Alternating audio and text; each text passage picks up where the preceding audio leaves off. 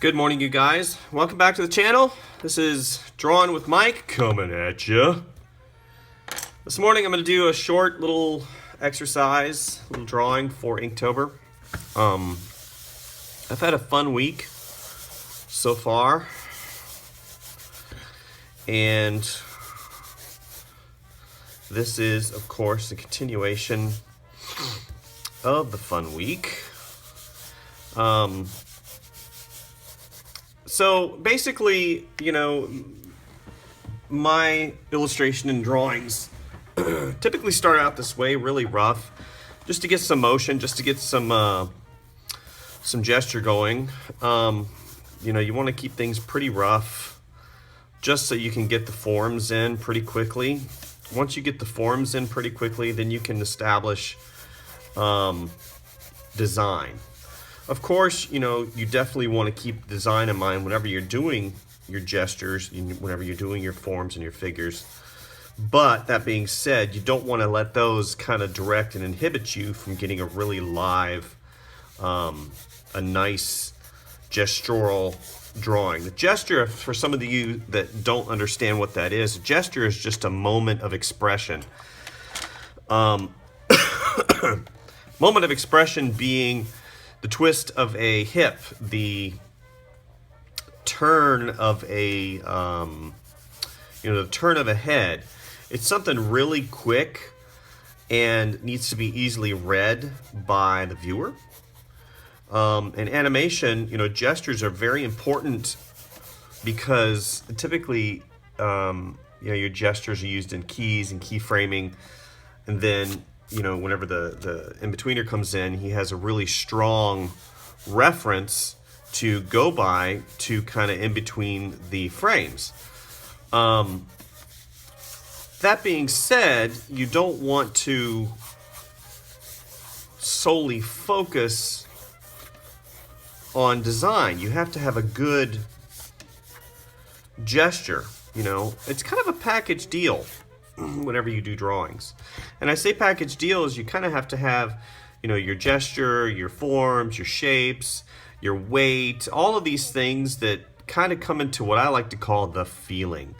And the feeling is something that comes with time, and time being spent with pen and paper, with pencil and paper, with your basically your thoughts and your muscle memory and everything that you develop as you become the artist that you really want to be. So today, if you look at this particular drawing, I've established a gesture drawing, very rough. I mean, if you look at it, it looks like scribble. Most people would look at this and say, oh, that's terrible, scribble. Well, I like to keep my forms kind of very liquid. And I like to be able to change certain things as I move along. And, I've got just an indication of, here's the head, here's the chest, here's the, the mid-hip area, and here are the legs. Very rough. And, this just comes with a lot of practice. Being able to pick out which lines I think work in the context of the drawing. So, that being said, what I'm going to do is I'm going to put you guys on time lapse to kind of let you understand, because I don't want to sit here and eat up all my time on the video talking, because I know some of you guys don't particularly like that. Some of you do, but some of you don't really care for me talking, which is fine. I don't particularly care for me talking either. That's kind of why it took me so long to start talking on my videos. Because it is kind of distracting whenever I draw. But anyway, you kind of see where I'm going with this. You kind of see that it's going to be a Batman character. He's going to be kind of a small character. I've been doing kind of a DC, because I've done some Marvel stuff in the past, but today I'm doing kind of a DC situation. DC characters. So anyway, that being said, enjoy the process here, and I'll see you guys on the other side.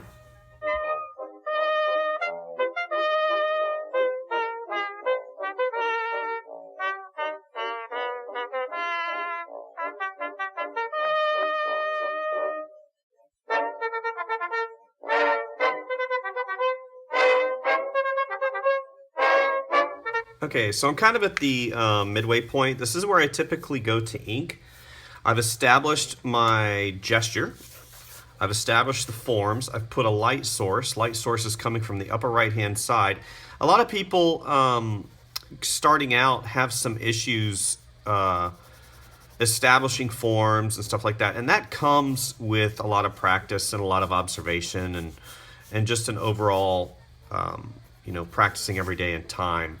And having that ability to kind of look at your world in such a way that you can translate it to a 2D or 3D rendering.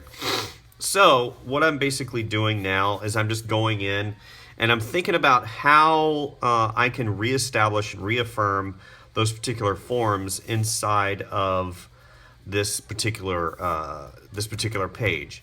I am dealing on a flat surface, so being able to look inside and get past this flat surface is something that,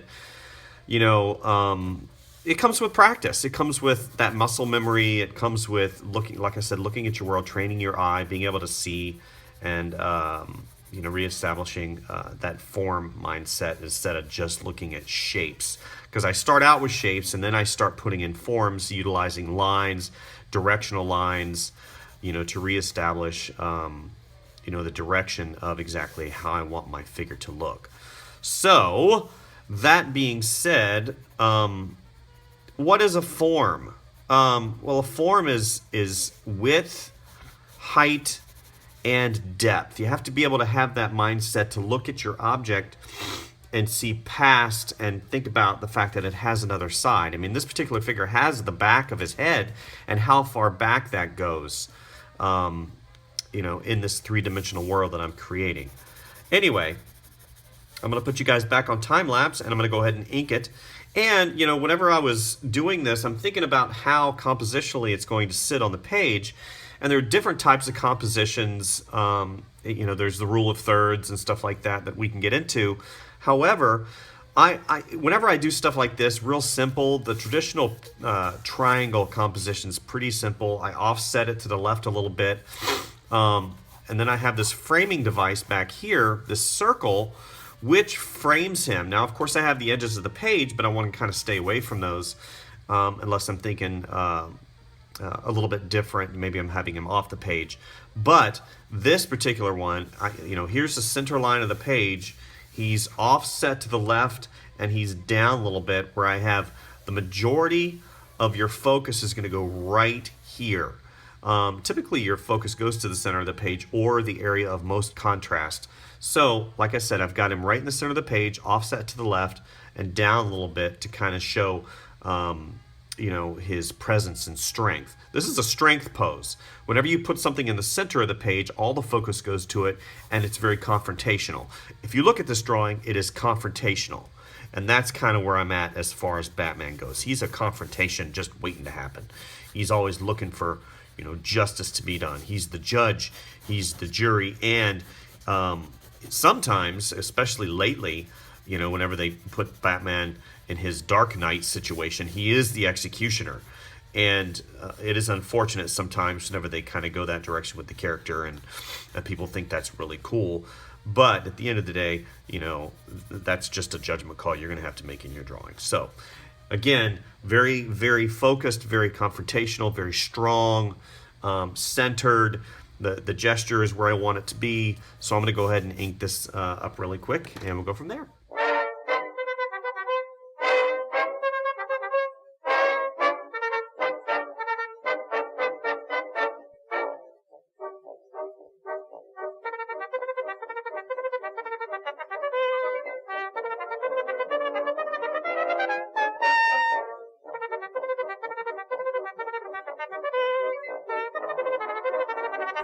Okay, so now I've established basics, your basic, where your lines are. Now you have to think about, whenever I was doing this, I was thinking about variation of line. Variation of line is a pretty simple thing to do. I mean, you have your basic, your line, your straight line, and then what you can do is you can have a variation. Okay? That variation right there can show and help to show weight, form. It gives your drawing life. Now, I don't have a lot of variation in line here, but what I'm going to do really quick is I'm going to go back and I'm going to use the side of my brush pen, okay? And I'm going to come back and I'm going to help show variation of line, to help show weight. And what it does is it adds to the form, okay? Overlapping surfaces, you're going to see a variation of line. Whenever it comes back, whenever it tusks back behind that form, you got to think in terms of this, okay? You can't think in terms of flat. Always be thinking of this form. How is it rounded? You know, how is it going to look when light hits it? And this variation of line gives it that life that you're looking for. You know, the flatness that a lot of drawings I see, especially students, you know, they'll sit there and they'll noodle and try to get that straight line instead of going in and just giving a nice broad stroke. You know, that broad stroke, that liveliness. And again, I'm not drawing with my wrist, I'm drawing with my entire arm kind of locked. You know, and it's again, it's just has to do with you know, practice. It's practice, and always trying to find, you know, that better path to making something look attractive. You know, how can why don't my drawings look like so-and-so's drawings? Well, there's a myriad of reasons. Obviously, your drawing, you know, might have a lot of life in one area, but be lacking in another. You know, in another. So you're going to see me go back and kind of add all these little variations of line to kind of give my Batman character more form. And again, reestablishing, constantly looking for that better pathway to make it a better drawing.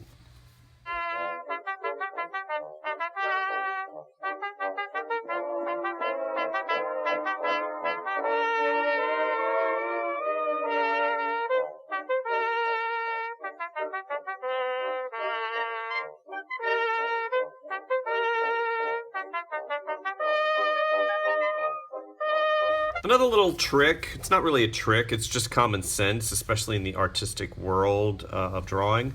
Draw and color in the shape of your form.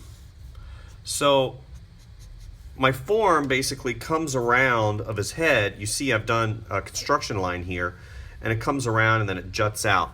So basically, and the same thing is going on right here. The form comes around. So what I'm going to do is I'm going to color in and block in my local color in the shape of the form. And I do that, you know, whenever I color, if you see here, you see these lines that come around and they change direction. You know, they'll change direction according to the form and how the form sits, or not sits, or how the form is created. Come back here. 50%. So basically what I've done is I've blocked in almost all of my local color being color that doesn't have a really, you know, doesn't have any light source on it. This particular shape and form does have a light source on it. It has a pretty strong one, upper right hand side. So what I'm going to do right now is I'm going to go back. I'm going to block in my my flesh tone. So we'll just block that in real quick. Shoop. We'll put in a little bit of brown. Again, I'm just blocking. Oh, this brown's toast. I'm just blocking in my my local color really quick and dirty. I call it quick and dirty. Because what I'm going to do here in just a moment, you're going to see is I'm going to come back with a highlight. I've already kind of established the lights and darks, and it has a high degree of contrast, so I'm not really going to go in there and block in a bunch of contrast. Now I can, and I typically use either a 50% gray or a 30% gray or somewhere along those lines, depending on how contrasty I want it to be.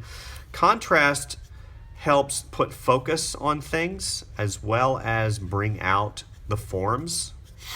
So you're going to want to have a high degree of contrast, especially in a piece such as this. And again, you know, I'm not sitting here trying to, try to do something super detailed. You know, here's a 40% tone that I'm going to kind of, again, reestablish that the back part of his head.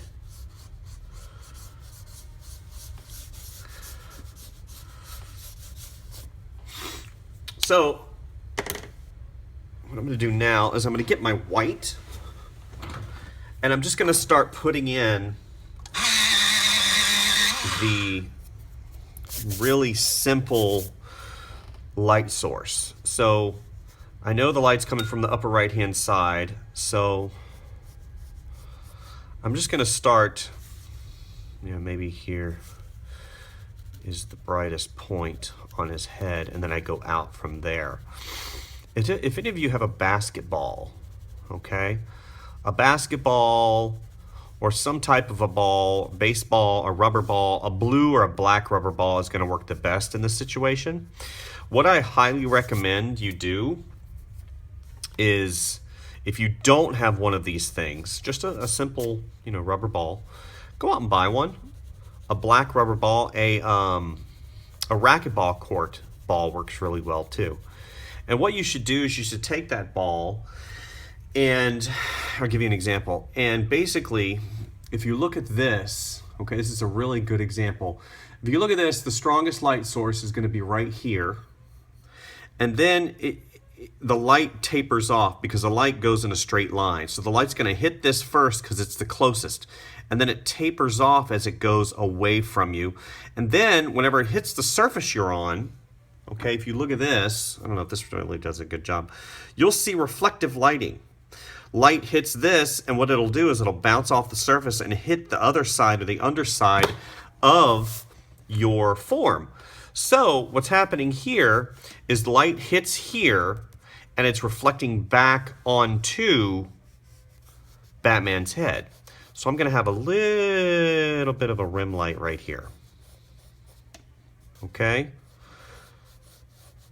Now, of course, I could get into colored rim light. I can get into mood, and I might do that later on with this piece. But again, what is this piece supposed to be? It's just supposed to be something simple, something quick, something easy. I'm not getting in here and spending 4 and 5 hours on a piece correcting every single little thing. But on the other hand, I want it to be the best drawing in the time that I spend with it. Okay? So we're just going to do a couple little things here and there. Real quick. Not looking to put too much effort or time into these things. I'm just trying to get the mood in. And I think it's working pretty decent. Here, we'll have a little bit of a rim light here. And you'll have a little bit of rim light here, reflective light coming up here. You know, maybe he's got a little bit of a... And two, whenever you have a hard surface, like an angular surface instead of a smooth surface, like if it angles like that, you have to think the light is going to hit that angle the strongest. So, like his mask, I won't put a line right here, it'll be a smooth transition. Like here, it'll be a smooth transition. But right here, where the fin comes here and then it goes down that direction, okay, there's going to be a strong light right here. And his cape has creases in it too, and there's a variation of line in there. A variation of line and form, and how the different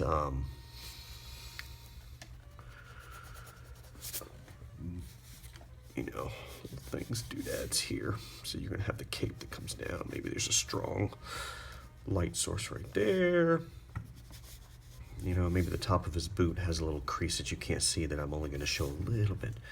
Maybe his boot's a little shiny right here. Like I said, these particular drawings aren't supposed to be, you know, 45-minute, which who knows how long this video is going. It's going way longer than I wanted it to.